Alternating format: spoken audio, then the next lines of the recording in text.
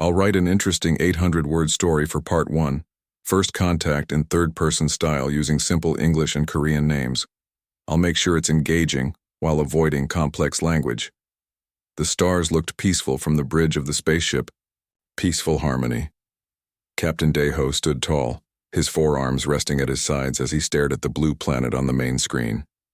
"Captain, we have completed our scan of the third planet," said Science Officer Ju-ri.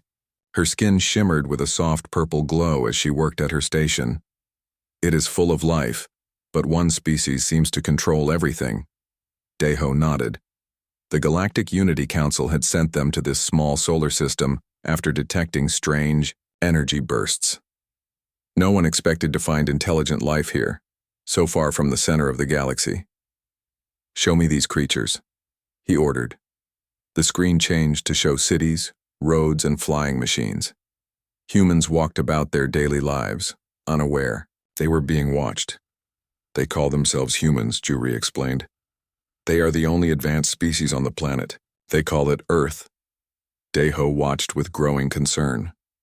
The images showed humans fighting each other, building weapons, and damaging their own home. Yet they also showed them creating beautiful art, helping each other, and exploring their world with curiosity. "How advanced are they?" he asked. "They have basic space travel but cannot leave their solar system yet," answered Navigation Officer Sun Ho. "They have powerful weapons that could destroy their entire planet." Daeho frowned. This was troubling news. The Council had strict rules about developing species. If humans gained faster-than-light travel before learning peace, they could become a danger to the galaxy. "We must study them more closely," Daeho decided. "Activate our cloaking shield and move into orbit." The massive ship, nearly 2 miles long, approached Earth silently. Its advanced technology made it invisible to human eyes and most of their detection systems. For 3 Earth days, the aliens watched and learned. They collected television broadcasts, radio signals, and internet data. What they found disturbed them deeply. "These humans spend much of their time fighting," reported Ju-ri during the daily meeting. "They have had thousands of wars. They are divided into nearly 200 separate territories. Their leaders often disagree and threaten each other," added Communications Officer Mina. "Some have enough weapons to kill everyone on the planet. But they also work together sometimes," said Sun Ho. "They have global organizations. They help each other after disasters. Some risk their lives to save strangers." Daeho considered all this information carefully. His species, the Nari, had evolved beyond violence thousands of years ago. They could not understand why any intelligent beings would harm their own kind. The Council must be informed, he decided. Humans have great potential, but they are dangerous in their current state. They need our guidance before they spread their chaos to the stars. That night, as the ship orbited high above Asia, something unexpected happened. "Captain," called the night shift officer. "Our sensors detect an energy pattern aimed at us." Daeho rushed to the bridge. "Impossible. Our cloaking shield is perfect." "It appears the humans have developed a new type of radar," explained the officer. "It works by accident on our shield frequency."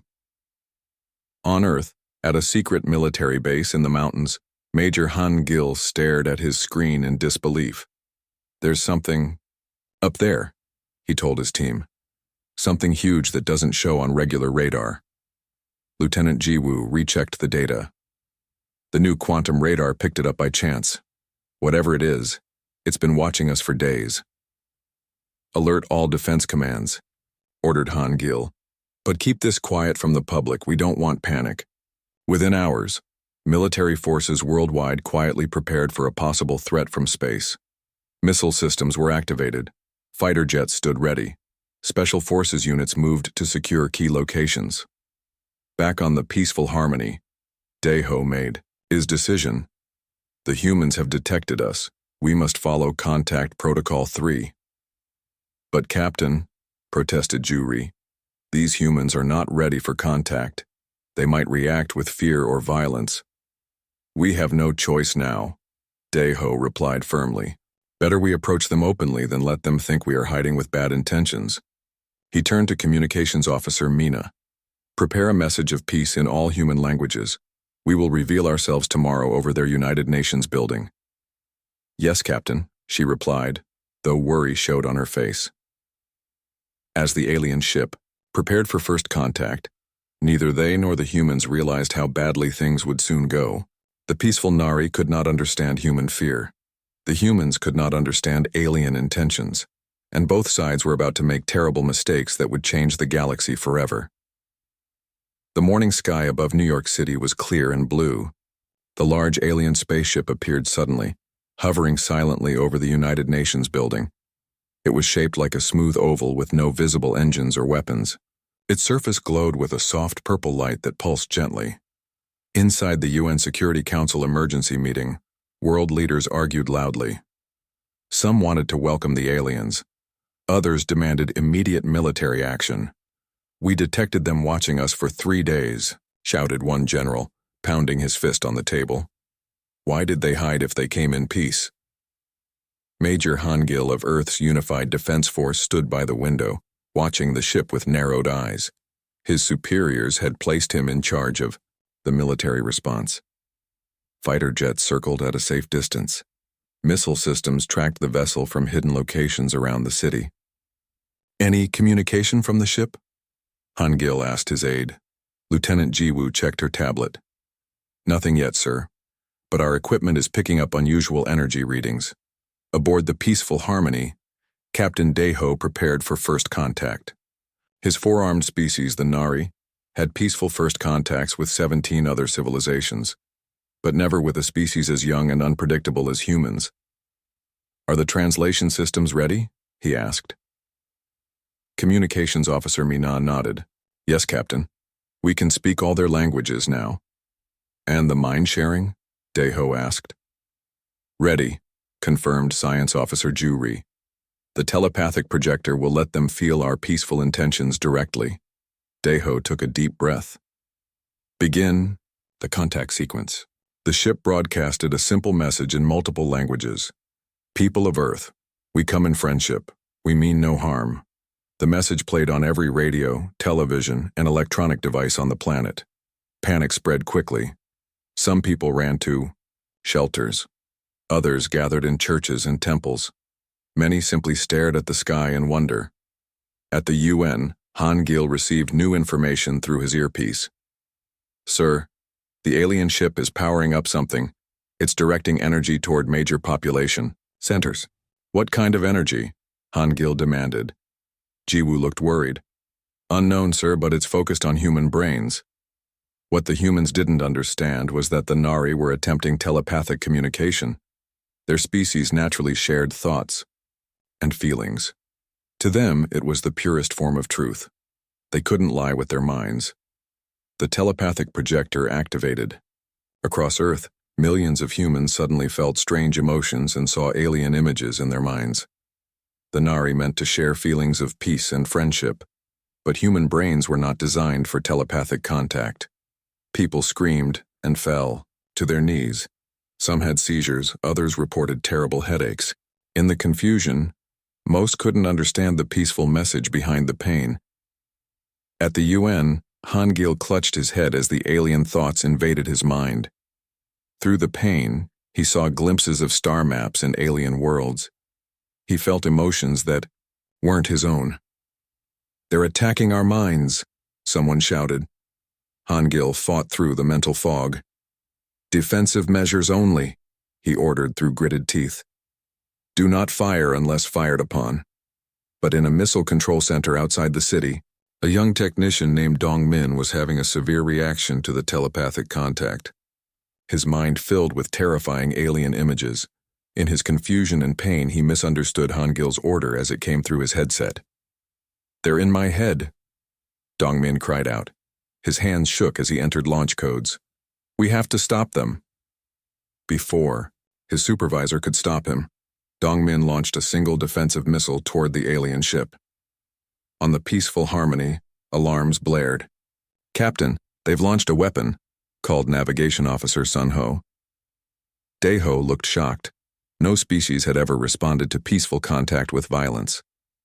"Disable it," he ordered. The ship's defense system fired a pulse that destroyed the missile before it reached them, but the explosion lit up the sky above New York. "Captain, the humans are launching more weapons," Sun Ho reported urgently. "Military vehicles are approaching from all directions." Dae-ho couldn't understand what had gone wrong. "Stop the telepathic projector immediately," he ordered. "Prepare for emergency departure." As the ship pulled away from Earth, Dae-ho stared at the screen showing the blue planet growing smaller. "In all our history, we have never failed at first contact," he said quietly. "Their minds are different," Juri explained. "They experienced our telepathic greeting as an attack." Dae-ho nodded sadly. "Send an emergency message to the Council. These humans are more dangerous than we thought. They respond to peace with violence. The galaxy may not be safe if they reach the stars." As the peaceful harmony disappeared into space, Earth celebrated what many saw as a victory. But Major Han-gil stood quietly by the window, still feeling echoes of alien thoughts in his mind. He alone understood that something had gone terribly wrong. The aliens had not attacked them. Humans had attacked first. "What have we done?" he whispered. The Grand Council chamber of the Galactic Unity hummed with worried voices. Hundreds of alien representatives from across the galaxy gathered in the massive hall. The curved walls displayed images of Earth and its humans. Council Elder Yun-su, with her tall, slender body and wise eyes, called for silence. "We have received a disturbing report from Captain Dae-ho of the scout ship Peaceful Harmony," she announced. Her voice echoed through the chamber. "The species called humans attacked our peaceful mission without cause." Gasps and murmurs filled the room. Most galactic species had evolved beyond violence thousands of years ago. They could barely understand a race that would attack visitors from the stars. "These humans have developed nuclear weapons," continued Yun-su. "They fight endless wars among themselves, and now they have demonstrated hostility toward other intelligent life." Admiral Tae-woo stepped forward. Unlike the peaceful Nari, his species, the Mach, still maintained a defense force. They were sturdy beings with thick gray skin and practical minds. "The danger is clear," Tae-woo said firmly. "If humans develop faster than light travel, they could spread their violence throughout the galaxy. We must contain them now." Most council members agreed. Only a few voices urged caution or further study. The vote was quick and nearly unanimous. Earth would be quarantined. No ship would be allowed to approach or leave the solar system. The humans would be isolated until they either destroyed themselves or learned to be peaceful. Admiral Tae-woo was given command of the containment fleet. 20 large warships, each carrying smaller patrol vessels, would create a blockade around the solar system. They would use technology far beyond human understanding. "Remember," Yun-su warned before the fleet departed, "we seek to contain, not to harm. These humans are dangerous but young. Perhaps in time they may change." Back on Earth, the aftermath of the alien encounter had changed everything. Major Han-gil stood in a secret underground lab beneath the Rocky Mountains. Around him, scientists worked on pieces of alien technology recovered from the brief encounter. "What have you learned, Dr. Su-min?" he asked the head scientist. Dr. Su-min looked up from a small purple device, her eyes bright with excitement. "More than you can imagine, Major. This single piece of their ship that was damaged in the missile explosion contains technology centuries beyond ours." She pointed to a holographic display showing complex equations. "Their energy systems don't use fossil fuels or even nuclear power. They manipulate the very fabric of space-time, and the materials in this fragment are unlike anything on our periodic table." Han-gil nodded, his face serious. "Can we adapt any of this?" "We already have," she said with pride. "Several countries have shared their recovered fragments. Working together, we've made more progress in 3 months than in the previous 50 years. Han-gil looked at the prototype engines being built in the massive chamber beyond the lab windows. "How much time do we have before they return?" "That's the question, isn't it?" Su-min said quietly. "If they're peaceful, maybe they'll leave us alone. But if they see us as a threat..." Their conversation was interrupted by an urgent call. Han Gil answered immediately.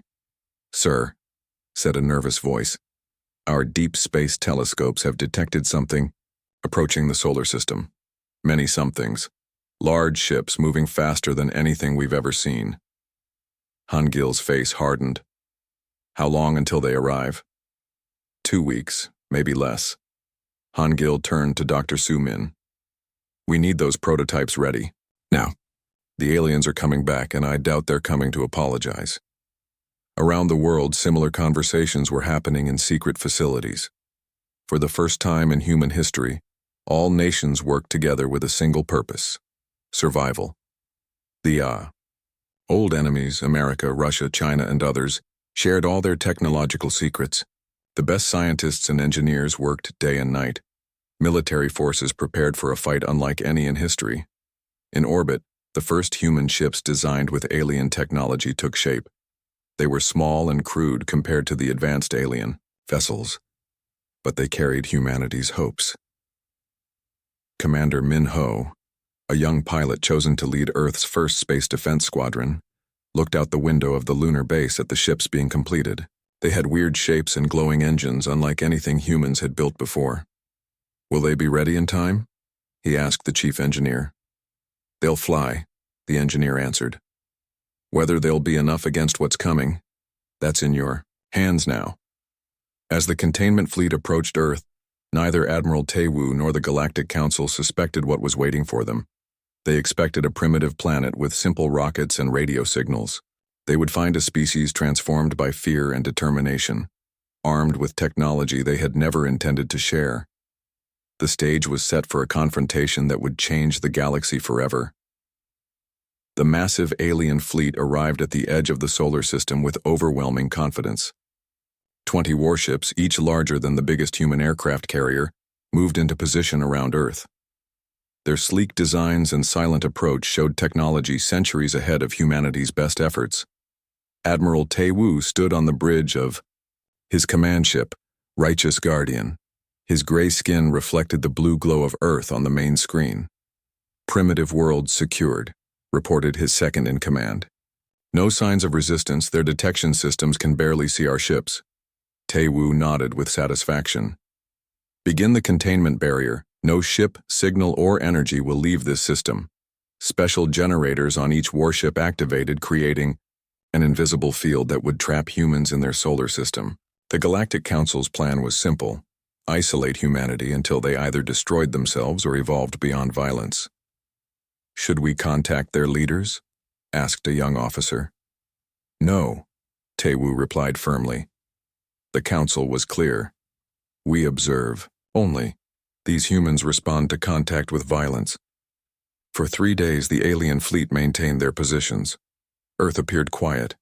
Occasional radio signals suggested humans were aware of their presence but were not reacting. "They've accepted their fate," Taewoo told his officers during their daily meeting. "Primitive species always surrender when faced with superior technology." He was wrong.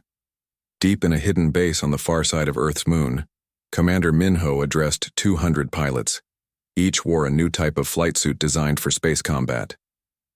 "Today we fight for our world," Min Ho said simply. "The aliens think we're helpless. They don't know what we've learned from their technology. They don't understand human determination." The pilots cheered.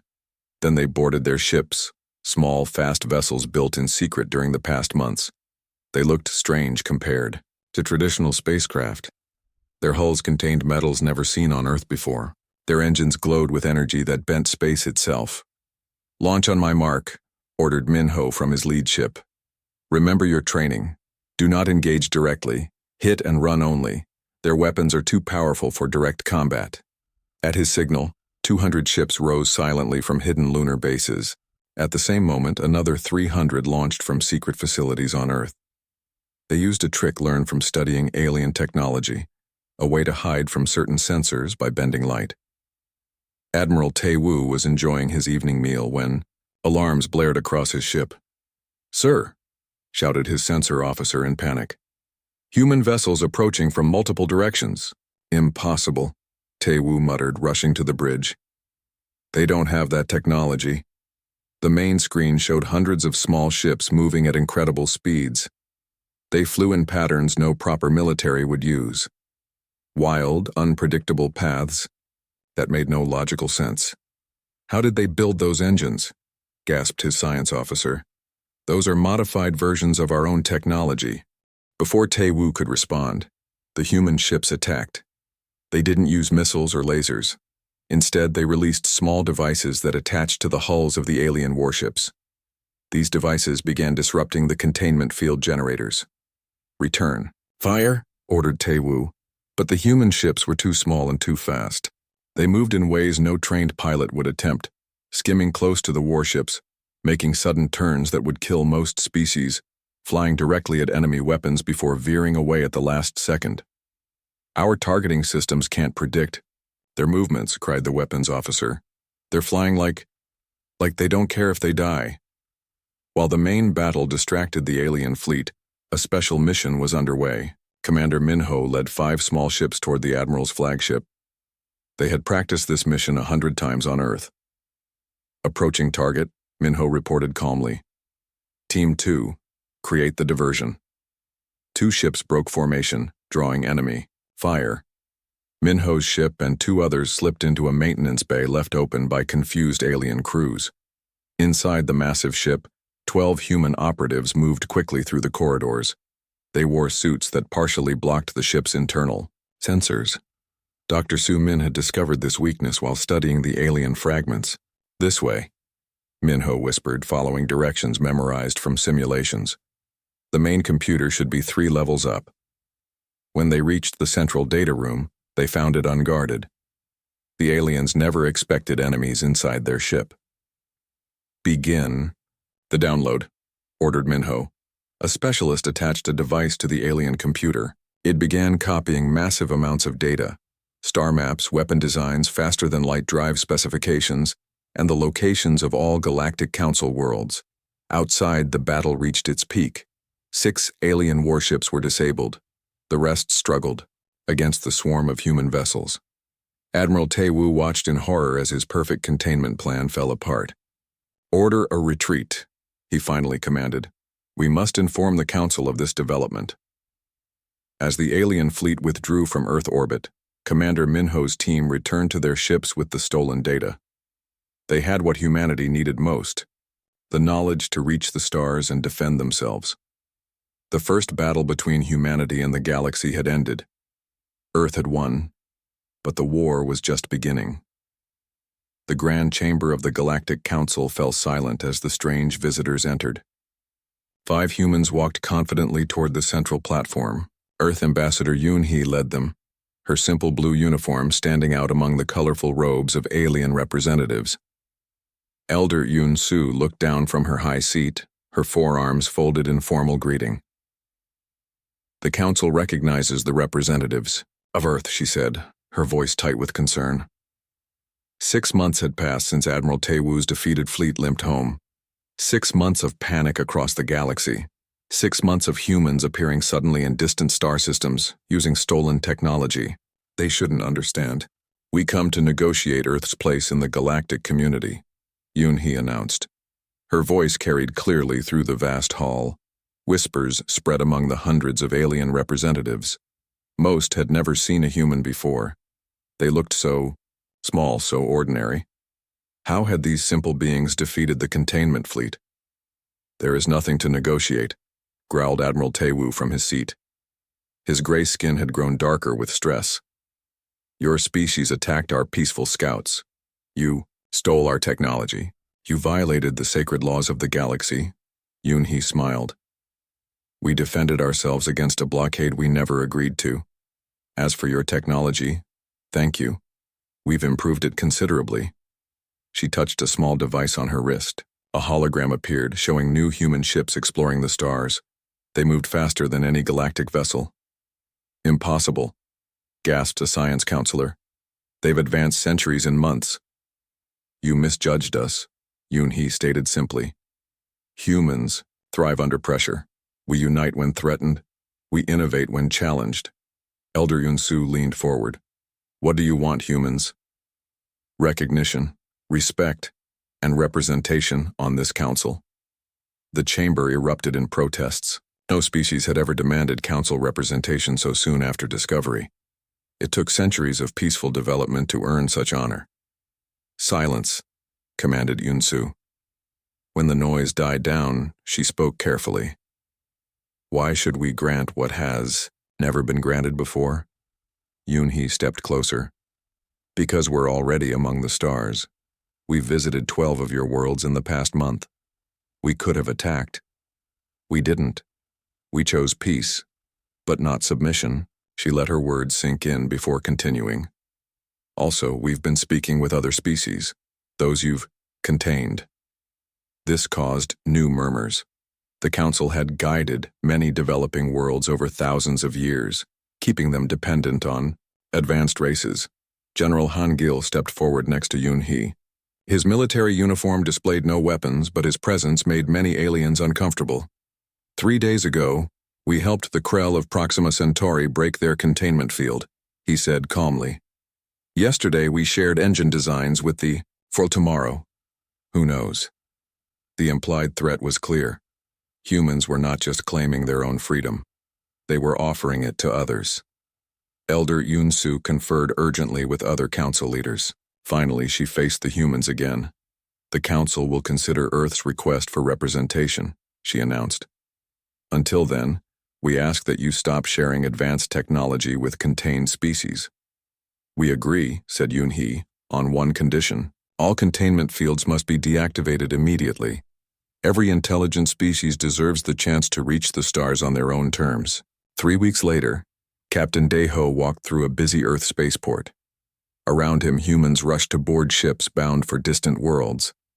As a respected xenoanthropologist, he had been granted special permission to study this puzzling species up close. He approached a small cafe where an old human waited. Former Major Han Gil, now retired, sipped his coffee and nodded at the empty chair. "Thank you for meeting me," said Daeho, sitting carefully with his forearms folded respectfully. "I'm trying to understand what happened. How did humans advance so quickly?" Han Gil smiled. "Your council spent thousands of years eliminating competition and conflict from the galaxy. You created perfect harmony by removing all challenges." "And this was wrong?" asked Daeho, genuinely confused. "For us, yes. Humans need problems to solve, barriers to break. Without challenges, we stagnate." Daeho considered this strange idea. "The council believed peace required control." "That's where you failed," Han Gil said kindly. "True peace comes from understanding and respect, not control." Outside the window, a new ship rose toward the stars. Its hull combined human and alien designs into something entirely new. Since joining the galactic community, humans had formed partnerships with dozens of species, trading ideas and creating technologies the council never imagined. "I will write in my final report," Daeho said thoughtfully, "that the council's greatest mistake was failing to understand that humanity's perceived weaknesses, aggression, suspicion, competitiveness, become their greatest strengths when their survival is threatened." Han Gil nodded. "And perhaps the galaxy needed that lesson. Sometimes the most dangerous thing isn't conflict or change, it's stagnation." As night fell over Earth, a new era of galactic history continued to unfold. One where humans and their unpredictable ways had permanently changed the established order of the stars.